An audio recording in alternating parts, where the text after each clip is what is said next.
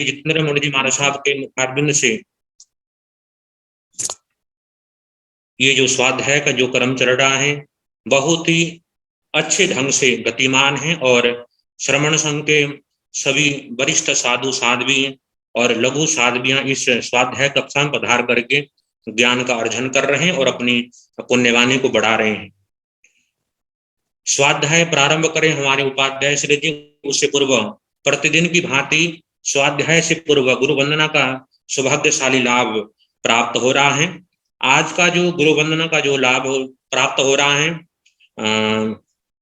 संधारा साधिका उपप्रवर्तनी महासाध्वी श्री स्वर्ण कांता जी महाराज साहब की शिष्य परिवार से महासाध्वी श्री सुब्रता जी महाराज साहब, साध्वी डॉक्टर श्री परवीन जी महाराज साहब, साध्वी हितांशु जी महाराज साहब थाने 3 राजपुरा पंजाब से अपनी ओर से गुरु वंदना प्रारंभ करें।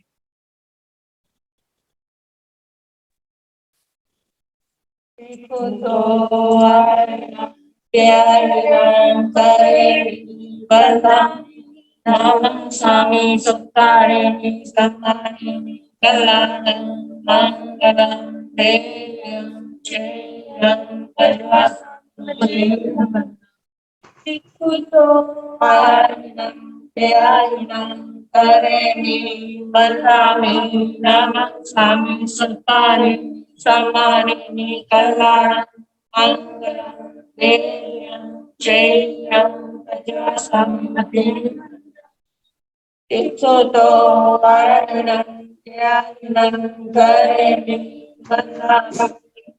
स्वामी सत्तारिणी सम्मान कल्याण मंगल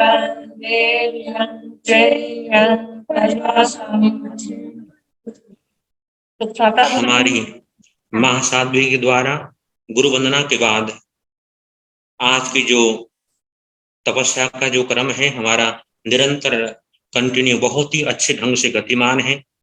आज के दिन तपस्या करने वालों की संख्या के अंदर काफी वृद्धि हो रही है, ये भी बहुत ही अच्छी बात है। आज की तपस्या के अंदर स्वर्णम संयम ज्योति महासाध्वी श्री अनिल कुमार जी महाराज साहब की पौत्र शिष्या साध्वी वर्षा जी महाराज साहब, रिद्धिमा जी महाराज साहब की शिष्या साध्वी अरहा जी महाराज साहब एवं साथ के अंदर बैरागन सरस्वती जैन, साध्वी उषा जी महाराज साहब, साध्वी समता जी महाराज साहब, साध्वी सुयशा जी महाराज साहब एवं महासाध्वी श्री परवीन जी महाराज साहब की शिष्या महासाध्वी श्री सुचिता जी महाराज साहब, सुचिता जी महाराज साहब श्री सुचिता जी महाराज साहब, प्रतिभा जी महाराज साहब की शिष्या महासाध्वी श्री सुचिता जी महाराज साहब, उनका भी आए मिले। साथ के अंदर हमारे श्रद्धेय श्री ऋषभ मुनि जी महाराज साहब का आज उपवास है। साथ के अंदर श्री अरहम मुनि जी महाराज साहब की भी आज उपवास का दिन है। साथ के अंदर साध्वी श्री सृजना जी महाराज साहब और महासाध्वी डॉक्टर श्री परवीन जी महाराज साहब की शिष्या हितांशी जी महाराज साहब, उनका भी आज आयमिल है। और साथ के अंदर हमारे अनुयोग प्रवर्तक श्री कन्यालाल जी महाराज साहब के शिष्य श्री संजय मुनि जी महाराज साहब, जो निरंतर तपस्या के क्षेत्र के अंदर आगे बढ़ रहे हैं। सभी तपस्वी आत्माओं के जनों के अंदर आपको शुभ सादा पूछते हैं और आपकी जो तपस्या है, आपकी जो तपस्या के मार्ग में आप जो वीरता के साथ आगे बढ़ रहे हैं, बारंबार आपकी शुभेच्छा और आपकी तपस्या के बदौलत ही ये हमारा जो स्वाध्याय का जो क्रम है बहुत ही अच्छे ढंग से जिन शासन की प्रभावना हो रही है। ऐसे सभी साधु साध्वियों को तपस्या की बारंबार शुभेच्छा। अब लीजिए हमारे श्रद्धेय उपाध्याय भगवंत श्री जितेंद्र मुनि जी महाराज साहब, जो अपने अनमोल स्वाध्याय के द्वारा हम सभी साधु साध्वियों को भगवान महावीर की वाणी का बहुत ही सुंदर ढंग से अपने मुखारबिंद से फरमा रहे हैं। और हमारा सौभाग्य है, कितना बड़ा सौभाग्य है कि हम स्वाध्याय की अनमोल मोती के द्वारा हम मोती को पिरो करके अपने जीवन को सार्थक कर रहे हैं। हम अविलंब भाव से प्रतीक्षा रहते हैं। श्रद्धेय उपाध्याय परवर श्री जितेंद्र मुनि जी महाराज साहब अपने मुखारबिंद से स्वाध्याय प्रारंभ करें। आपके चरणों में वंदन बारंबार।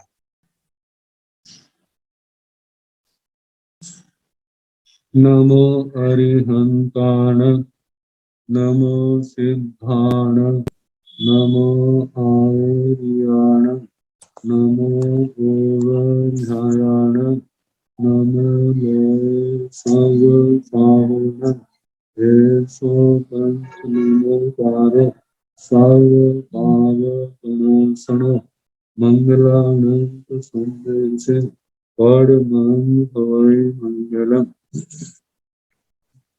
जिन शासन जिन वाणी सदा जयवंत हो, शमन संग सदा अविचल मंगल हो, मुक्ति को प्राप्त कमल भगवान नाथ स्वामी, उनकी परम पावन कल्याणी भागवती वाणी वाचक प्रमुख श्री इंदर भट्टी गौतम आदि गणगर भगवान युग प्रधानाचार्य परम पूज्य श्री सुधर्मा स्वामी जी महाराज, उनकी परम पावन पाठ परंपरा वर्तमान आचार्य ध्यान योगी परम पूज्य श्री शिव मुनि जी महाराज एवं गुरुजन सबके पावन चरण स्रोतों में मेरा अनंत अनंत वार वंदना नमस्कार।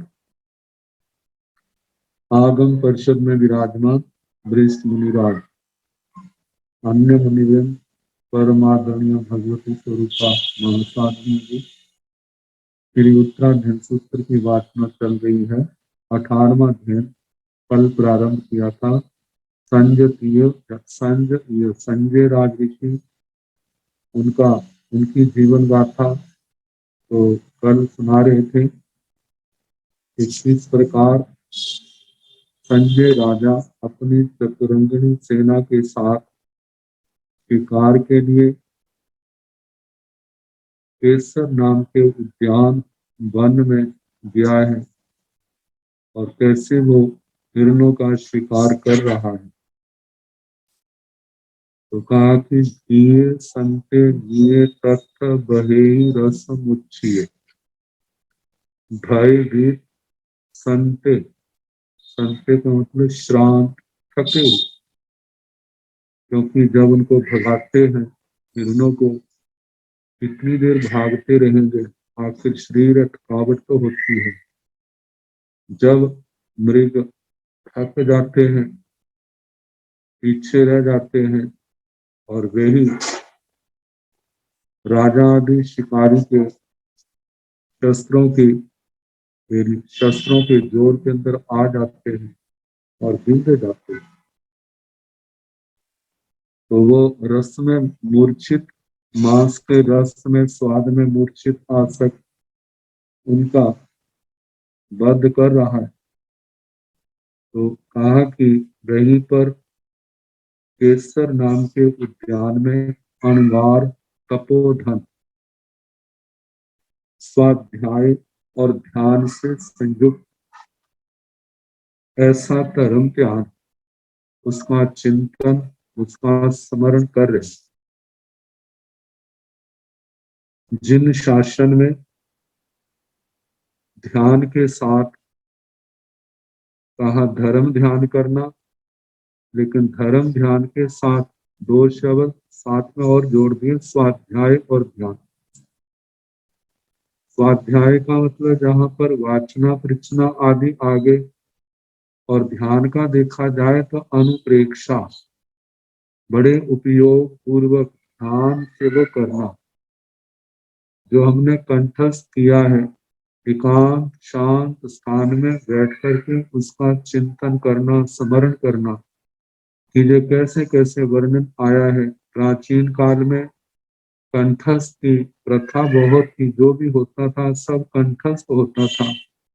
तो ध्यान में बैठ करके उसी का चिंतन मनन, कहाँ कहाँ कैसे पूर्वापर प्रसंगों को मिलाना, कहाँ कहाँ घटनाएं आपस में मिलती हैं, कौन कौन शब्द कहाँ कहाँ पर कैसे आया है, किस किस अर्थ के रूप में उनका प्रयोग किया है, ये सब ध्यान के अंदर चिंतन किया जाता था। जितना चिंतन करते थे उतना उनका ज्ञान निर्मल होता था। और इस चिंतन में कर्मों की निर्जरा भी, निर्जरा क्या, महानिर्जरा, महापरिवसान होता है। भावनाएं निर्मल होती हैं, संस्कार निर्मल होते हैं, ज्ञान निर्मल होता है, और उसके साथ साथ संस्कार आत्मा का शुद्धिकरण होता है। और अपने त्याग की, वैराग्य की जो धर्म भावनाएं हैं वे भी दृढ़ मजबूत होती हैं। तो इस प्रकार वो ध्यान अवस्था में बैठे हैं, लीन हैं। तो आगे फरमाया है अपोग मंडवम्नि छायाई छवि आसवे तस्सा गए निये पासम बहे से नराहिवे। अपोग मंडवम्नि, अपोग इसका अर्थ किया है अपोग मंडप, लता मंडप, ऐसे स्थान जिन वृक्षों के ऊपर लताएं चढ़ जाती हैं और वृक्ष थोड़े अंतर से होने के कारण उनकी शाखाएं आपस में मिल जाती हैं, तो लताएं जो है वो उनको चारों ओर से घेर लेती हैं, फैल जाती हैं। तो ऐसे स्थान है, कुंज कह देते हैं, मंडप कह देते हैं, ऐसा स्थान था।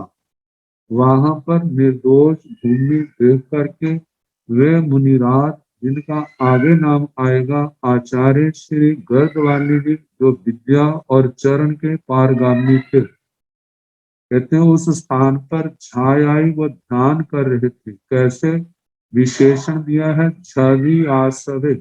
छवि आसवे, झ जो है इसका संस्कृत शायद बनते क्षपिताश्रव, जिन्होंने आश्रव के स्थानों को क्षय कर दिया, मतलब आश्रव के स्थानों को संबर के द्वारा रोक दिया है, कर्म आने के रास्ते उन्होंने मार्ग बंद कर दिए हैं। तो ऐसे क्षपित आश्रव, आश्रवों का निरोध करने वाले वे मुनिराज ध्यान कर रहे थे। तस्सा गए निये पासम, तस उस मुनिराज के पास में आ गए निये, मतलब पास आए हुए मृगों को से नराही में वह नराधिप, वह राजा वह उनका वध करता है, उनको बीन बाणों से बीनता है। बहेई का दो अर्थ करते हैं, एक तो बहेई वध करता है और दूसरा बहेई विध्यति आता है, जिससे मतलब बींदना, क्योंकि बाण दूर से मारते हैं तो वो बींदा जाता है और बींदने के कारण से कोई नस आदि कट जाती है, खून बह जाता है और उससे मूर्छित होकर गिर जाते हैं और प्राण छोड़ देते हैं। तो इस प्रकार वह राजा उनका उन मृगों का वध कर रहा है। आगे फरमाया है अह आस गौराया हिप मागम सोतहि हय मिये उपासिका अणगारम तथ पासाई। अह इसके बाद, इसके पश्चात आस गौ घोड़े पर बैठा हुआ राया राजा, टिप्पम, टिप्पम का मतलब क्षिप्रम, जल्दी, शीघ्र ही, आगम, सो तहि, सो वह राजा, तहि उस स्थान पर, आगम आगम्य आकर के, हाय मिये उपासिता, हाय में हाथ मृगों को, हाथ उस मरे हुए या जिनको बाण चलाए थे उन मृगों को, पासिता देख करके, अनगारम तथा पासाई, पहले तो उसने उन मरे हुए मृगों को देखा जो वहां पर गिरे पड़े हैं, और उसके साथ ही तत्व उस स्थान पर अणगारम पासाई, ध्यान में स्थित उस अणगार मुनि राज को देखते हैं। और राया तत्व संभंतो अणगारो मना हो मय ओ मंद पुण्येण रस गिद्धेण घंतुना। इसके बाद राया राजा तथ संभ्रंतो, वहां पर संभ्रांत, संभ्रांत का मतलब वो डरा, भयभीत हुआ। अणगारो मना हो, अरे मेरे द्वारा जो अणगार भी मनाक आहत है, मनाक का मतलब शोक, इस मुनि राज को भी मैंने इसके बाण तो नहीं चलाया, लेकिन मृगों के मरने के कारण से इनकी आत्मा भी आहत होगी जब इनको एहसास होगा। तो कहा कि मैं मंद पुण्य, अपने विशेषण वो राजा दे रहा है कि मैं कैसा मंद पुण्य, जिसका पुण्य मंद है, जिसके पुण्य ढीले पड़ गए हैं, जिसने ऐसा गलत काम किया, हिरणों के साथ इस संत को, इस मुनि राज को भी मैंने दुखी किया है, पीड़ित किया है। तो मंद पुण्य दूसरा विशेषण दिया है रस गिद्धेण, जो मांस लोलुपी, जो रस मांस के रस में जो वृद्ध है, लोलुप है। घंतुणा, घंतुणा का मतलब घातक, शिकारी के द्वारा, हिंसक के द्वारा इन हिरणों के साथ मैंने इनको भी आहत किया है। इस मुनि राज को, इन संतों को भी मैंने पीड़ित दुखी किया है। आसं विसर्ज इत्ताण अणगारस सो निवो बीणेण बंदाए पाए भगवन एथ में कामे। कहा जाता है जो बुद्धिमान व्यक्ति है, समझदार है, पहले तो गलत काम करता नहीं, कर लिया है, एहसास हुआ है तो उसका क्षमा याचना के द्वारा उसको ठीक करने का प्रयास करता है। तो राजा ने भी ऐसा ही किया। आसम विसर्ज इत्ताण, वो दुखी है। आसम अश्व को, घोड़े को, विसर्जितान छोड़ करके, मतलब घोड़े से उतर करके, उसको एक और छोड़ करके, अणगारस सो निवो, सो निवो नृप, वह नृप राजा, अणगारस उस अणगार के, उस महापुरुष के, महात्मा के, बीण एण बंदाए पाए, बीने से बीने पूर्वक चरणों को, उनको वंदना करता है। भगवान एथ में कमो, और उसने जब झुक करके वंदना की है तो कहा कि भगवान, हे भगवान, एथ जहाँ पर मैं कमो, मेरे को क्षमा करो। तो जिस समय जो उस राजा ने क्षमा मांगी, अह मूढ़ेण सो भगवं अणगारे झाण मस्तिये रायाण ने पड़ी मनताई तो राया भय दुओ। इसके बाद मोड़ेण सो भगवान वह भगवान, अणगारे अणगार, मोड़ेण मौन से, झाण मस्तियो ध्यान में मगन थे, मौन में थे और ध्यान में मगन थे, ध्यान में तल्लीन थे। रायाण में पड़ी मंत्री, राजा से उन्होंने कोई प्रति मंत्रणा नहीं की, राजा को उसके नमस्कार का, क्षमा याचना का कोई उत्तर नहीं दिया। जब उत्तर नहीं दिया तो राजा भय दुओ, उसके बाद राजा भय द्रुत, भय से त्रस्त हुआ। ये तपस्वी है, पता नहीं कुपित हो करके मेरे को क्या बदशीश दे देंगे, क्या दंड देंगे। क्योंकि राजा ने सुना होगा, जो जानकारी में होगा, तो कहने लगा, संजो अहम अस्मिति भगवान बाह राही में उद्धे तेण अणगारे दहेज नर कोडियो। संजो अहम अस्मिति, संजो संजय नाम, अहम अस्मिति, मैं संजय नाम का राजा हूँ, संजय हूँ। भगवान, हे भगवान, बाहर राही में मेरे से आप वार्तालाप करें, बोले। उद्धे, क्योंकि मैं जानता हूँ, उद्धे तेण अणगारे, क्रुद्ध हुए, क्रोध में आए हुए, अणगार तेण अपने तेज से, दहेज नर कोडियो, वे करोड़ों मनुष्यों को भस्म, करोड़ों प्राणियों को भस्म कर सकते हैं, ये मैं जानता हूँ। जिस समय जिस राजा ने भय से त्रस्त, भयभीत अवस्था में जिस शब्द कहे, तो उस मुनि राज ने कहा, अभव पथिवा तुभ्यम अभय दाया बवाह्य अनिच्चे जीव लोगम्बी किंग हिंसाय प्रसज्जसि। पथिवा, हे पार्थिव, हे पृथ्वीपाल, हे राजन, अभव तुभ्यम, तुझे मेरी ओर से अभय है, मैं आपको अभयदान देता हूँ।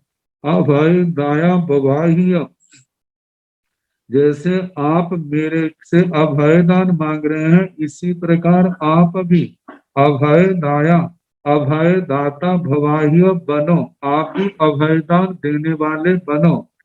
अनित्य जीव लोगम्बी, जो जीव लोग जो है, जो अनित्य है, क्योंकि कोई भी जीव एक स्थान पर सदा संसार में नहीं रहता, तो ये जीव लोग पर्याय दृष्टि से अनित्य होने के कारण कहा जा रहा है, इस अनित्य जीव लोक में किंग हिंसाए प्रसज्जसि, तुम हिंसा में क्यों रचे पचे हो, क्यों आसक्त हो, ये निर्दोष प्राणियों की क्यों हिंसा कर रहे हो।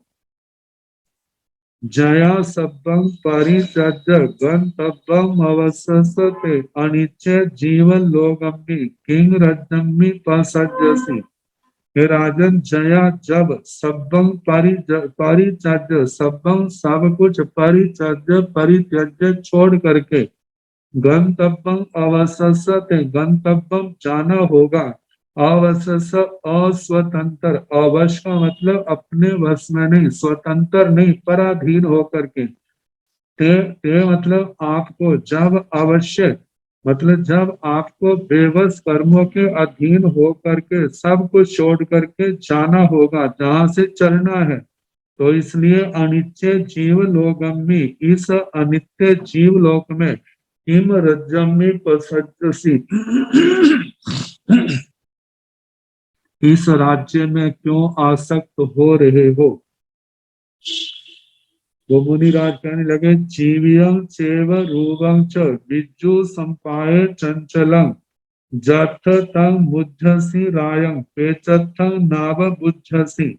हे राजन, जीवियं चेव रूपं च, जे जीवन, जे सुंदर रूप कैसा है, विद्युत संपात चंचल, विद्युत संपाय चंचलम, विद्युत के जब बरसातें होती हैं, जैसे बिजली लसकती है, चमकती है, कड़कती है, कहते हैं बिजली के संपात गिरने के समान जो चंचल है, थोड़ी देर झलक आती है, एकदम अदृश्य हो जाती है। ऐसे ही जो जीवन, जो रूप क्या है, उस बिजली के समान चंचल है।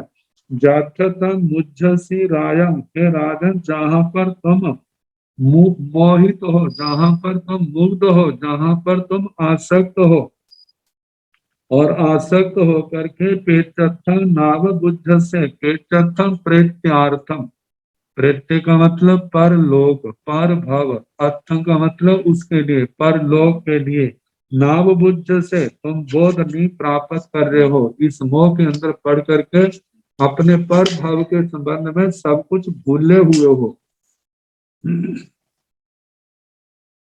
दाराणीय सूयाचेव मिताय तह बंधवा, जीवंतम अनु जीवंती मयं नानुभयंती। कहने लगे, हे राजन, जिनके जिनके अंदर आप आसक्त हैं, मूड है, सब कुछ भूले हुए हैं, परलोक को भुला दिया है।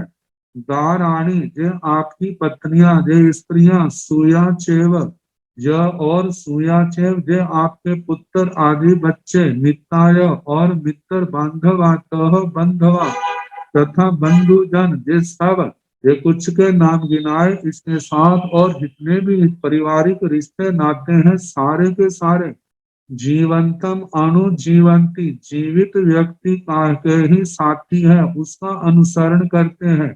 मयंग नानुभयंती, जब व्यक्ति मृत्यु काल धर्म को प्राप्त होता है, तो कोई भी उसका अनुसरण नहीं करता, कोई भी उसके साथ नहीं जाता। मृत्यु के बाद क्या दशा होती है, निहरंती मयंग कुत्ता पियरम परम दुखिया, पियरो भी ताहा पुत्ते बंधु रायंग तवंग चरे।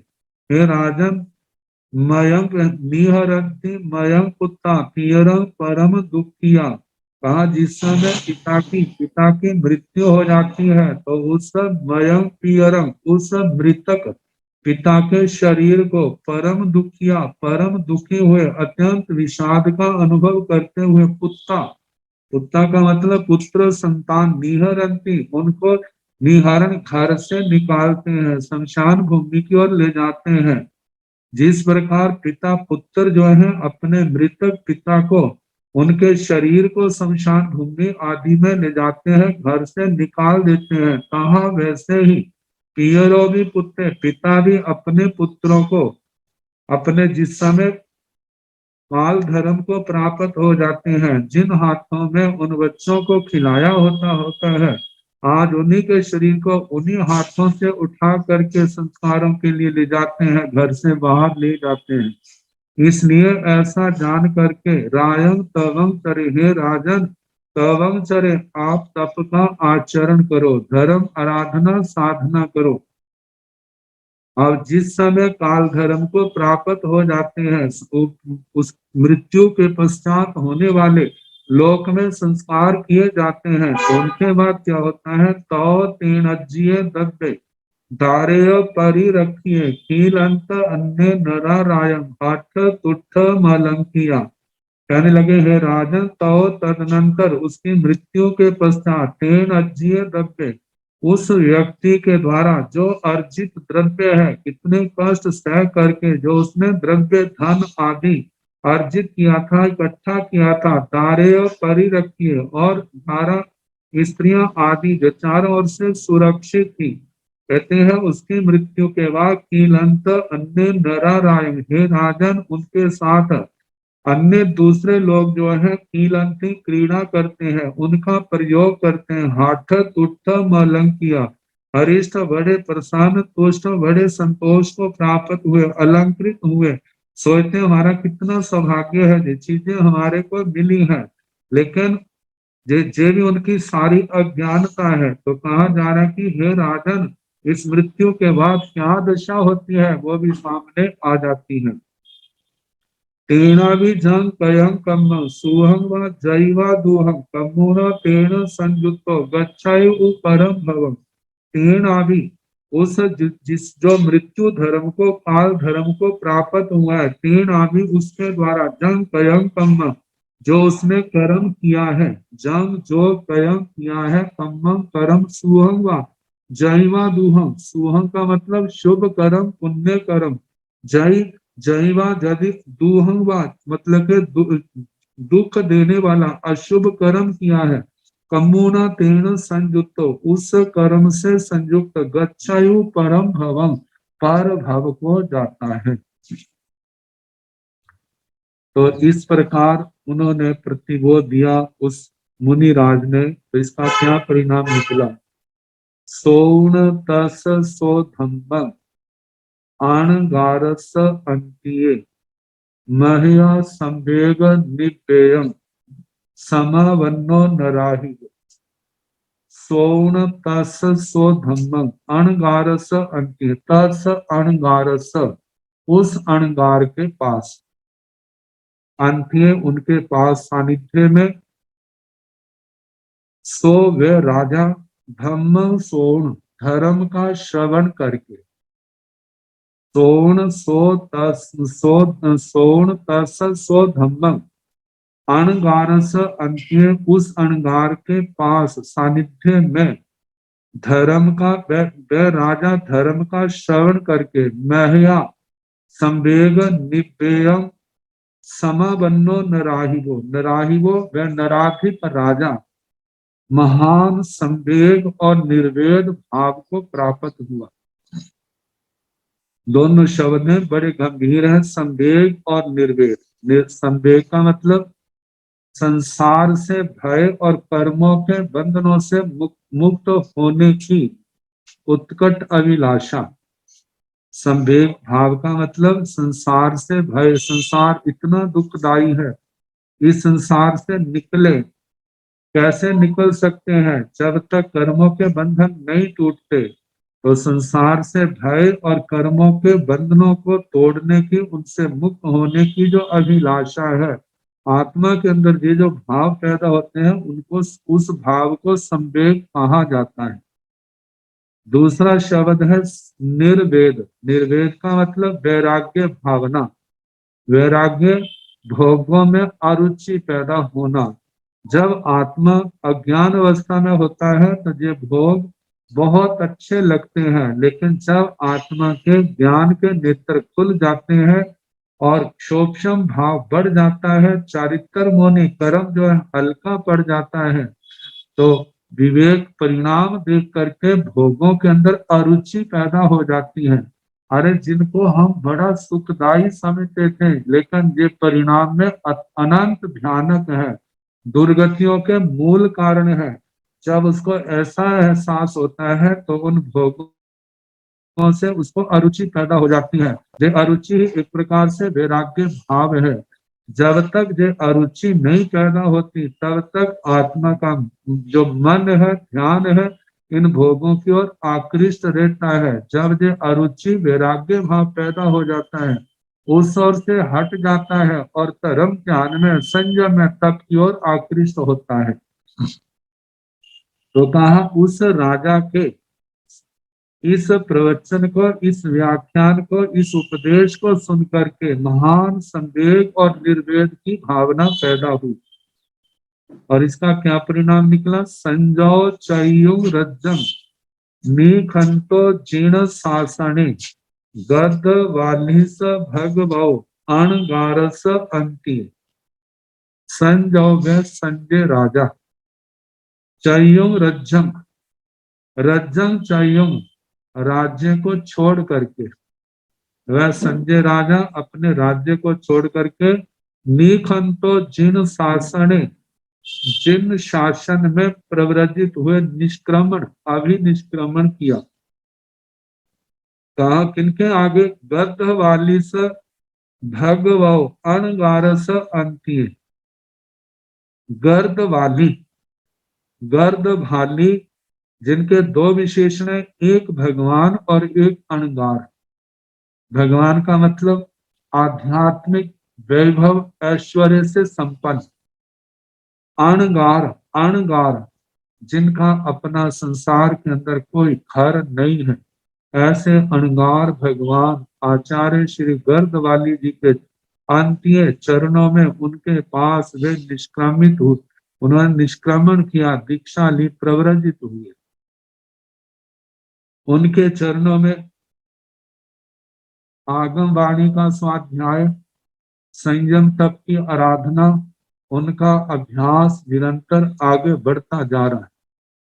और एक समय गुरु आज्ञा से वे विहार कर रहे हैं, एक क्षत्रिय राज ऋषि, उनसे उनका मिलना होता है। दो राज ऋषि, ये संजय राज ऋषि और क्षत्रिय राज ऋषि। क्षत्रिय राज ऋषि के संबंध में कहा जाता है कि 5वें देवलोक से आए थे, जहां पर राजकुल में जन्मे हैं, राजा के रूप में है। इनको जाति स्मरण ज्ञान हुआ, प्रतिबोध पा करके इन्होंने भी प्रव्रज्या ग्रहण की, संयम साधु जीवन लिया। साधु जीवन के पश्चात बड़ी साधना करते हैं, बड़े ज्ञानी ध्यानी है, आपस में इनका संवाद होता है, तो वो संवाद ही आगे चल रहा है, क्षत्रिय राज ऋषि सुना रहे।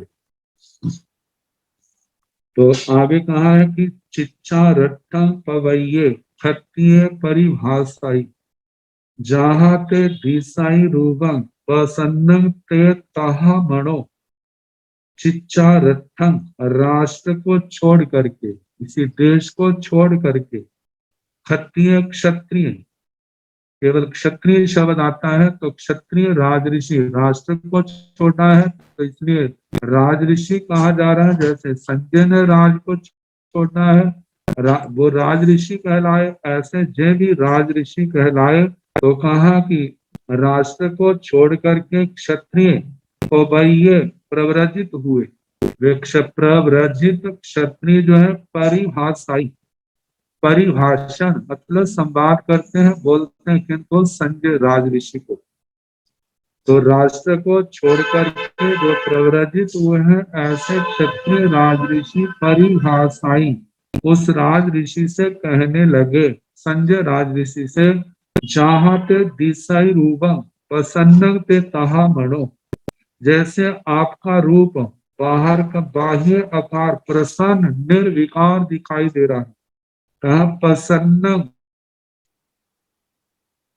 तो जहां पर कहा जा रहा है क्षत्रिय राज ऋषि संजय राज ऋषि को कह रहे हैं, जहां ते दिशाई रूपम प्रसन्न, जैसे आपका प्रसन्न रूप दिखाई दे रहा है, सुंदर रूप दिखाई, बड़ा प्रसन्नता का भाव आपके चेहरे पर दिखाई दे रहा है। ते तहा मनो, आपका मन भी वैसा है, प्रसन्न प्रसाद गुण से संपन्न है। क्योंकि कहा जाता है जिसके अंदर मन में शांति है, समाधि है, तो उसका चेहरा भी शांत, चेहरे पर भी शांति और समाधि देखने को मिलेगी। जिसके हृदय में विषाद है, दुख है, तकलीफ है, आहत है, तो वही पीड़ा के लक्षण जो है उसके चेहरे पर आ जाएंगे। लेकिन वहां पर बड़ी प्रसन्नता का भाव दिखाई दे रहा है, निर्विकारता दिखाई दे रही है। तो ऐसे लक्षण तभी प्रकट होते हैं जब मन भी निर्विकार हो, मन के अंदर भी धर्म ध्यान के भाव हो। आचार्य श्री हेमचंद्र जी महाराज ने कहा है कि धर्म ध्यान का लक्षण ही देखा जाए तो वो आत्मिक प्रसन्नता है। वह आत्मिक प्रसन्नता जो है, जितनी आत्मिक प्रसन्नता होगी उसका चेहरा भी उतना शांत गंभीर हमारे को दिखाई देगा। आगे कहने लगे क्षत्रिय राजर्षि किंग नामे किंग गोत्रे सत्थायव महाने कहं परिजरसि बुद्धे कहं विनियति बुच्चै किंग नामे हे मुनिराज आपका नाम क्या है। पहली बात किंग गोत्रे आपका गोत्र क्या है। तीसरी बात कसत्थायव महाने आप किस प्रयोजन से जो महान बने हैं, आपने प्रवृत्तियां ली है, दीक्षा ली है, साधु जीवन लिया है, किस निमित्त से। कहं परिजर से बुद्धे आप अपने बुद्ध गुरुजनों की आचार्य आदि की सेवा कैसे करते हैं। परिजर से प्रतिचर से सेवा कह कैसे करते हो। कहाँ विनियति बुच्चसी आप विनीत कैसे कहलाते हैं। जहां पर व्याख्याकारों ने कहा कि आप अकेले हैं, मिले हैं मेरे को, तो आप अपने गुरुजनों की सेवा कैसे करते हो। और दूसरी बात है कि आप विनीत दिखाई दे रहे हैं, लेकिन विनीत जब पास में कैसे विनय करते हो उनकी। तो इन प्रश्न क्षत्रिय राजऋषि जी ने उन संजय राजऋषि से पूछे और उनका उत्तर उस संजय राजऋषि ने दिया। संजो नाम नामेण ताहा गोत्रेण गोयमो गद्ध वाली ममायरिया बिज्जा चरण पारगा। हे मुनिराज संजो नाम नामेण नाम से मैं संजय हूं, मतलब मुझे संजय के नाम से बुलाया जाता है।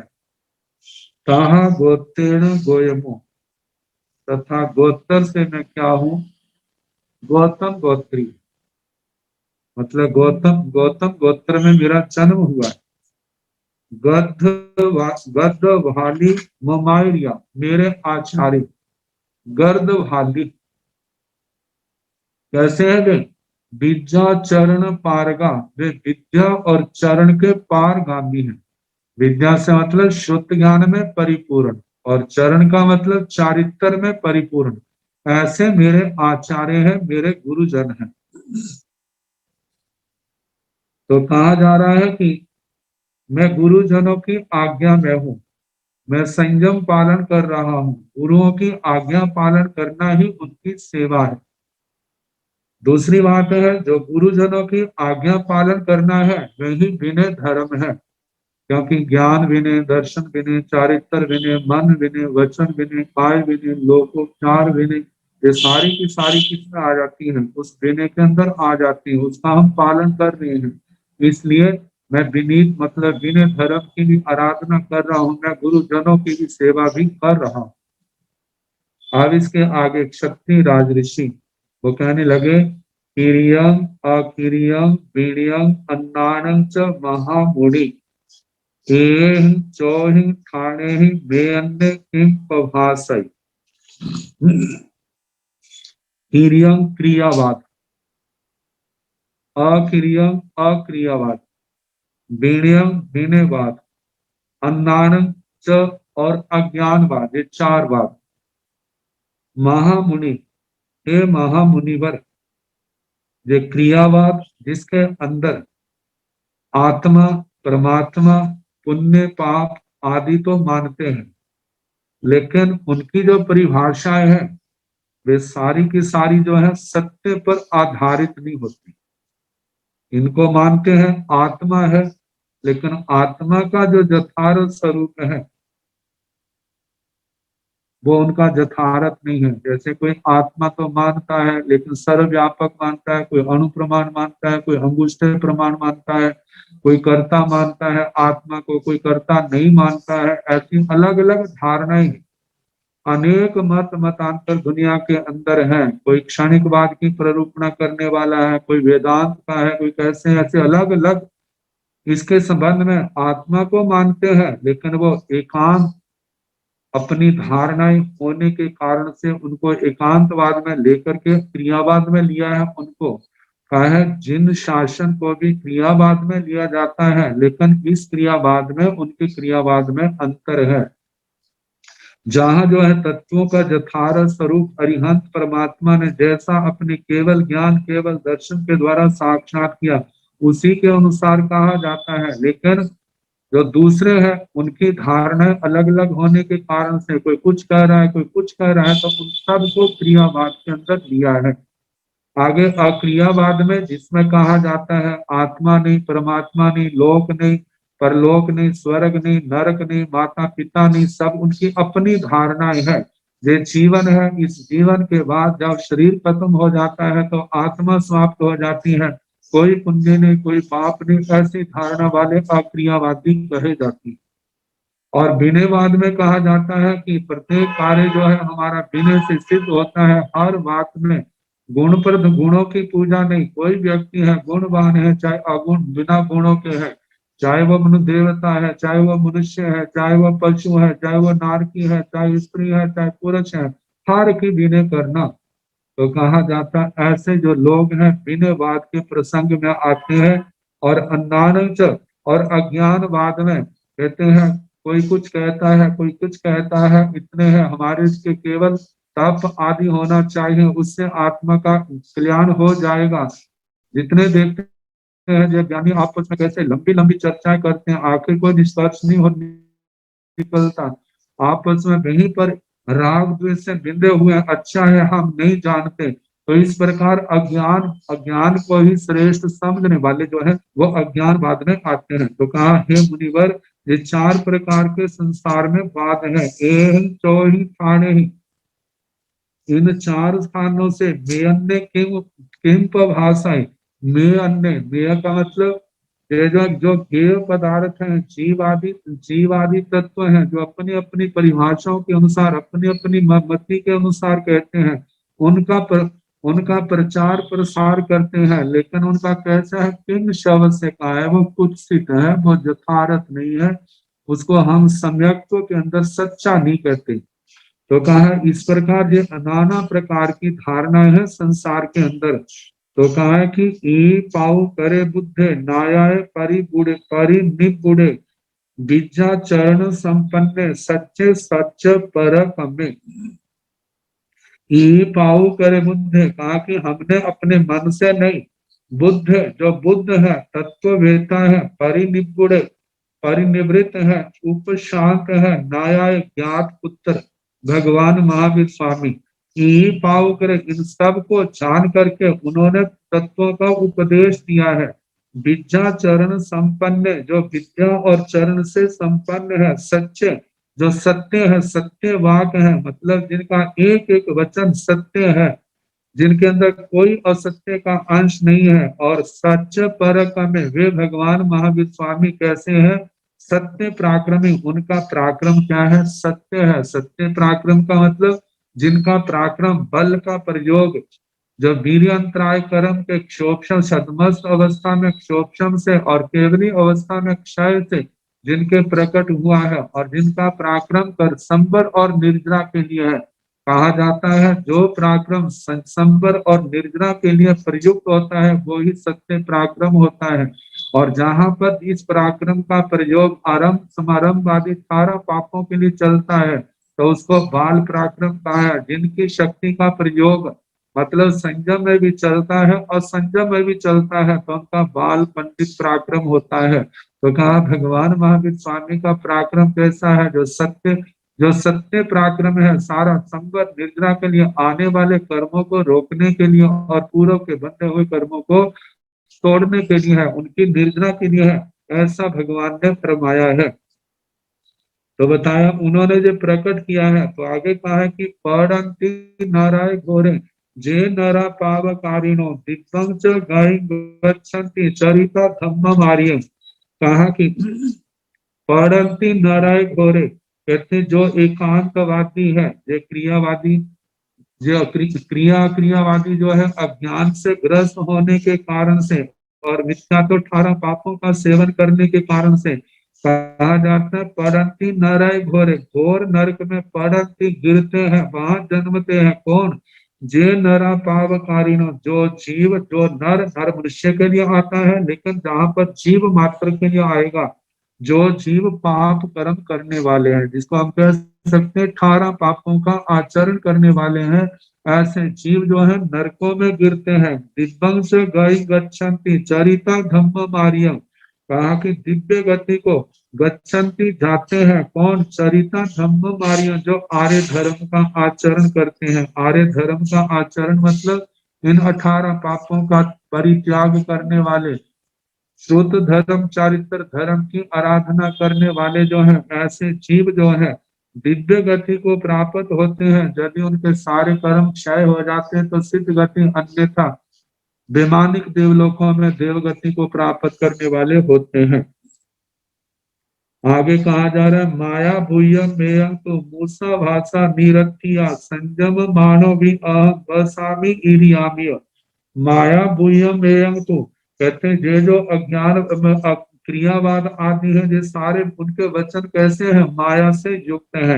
मूसा भाषा निरथिया, उनकी भाषा क्या है? मृषा है, इसलिए निरर्थक है।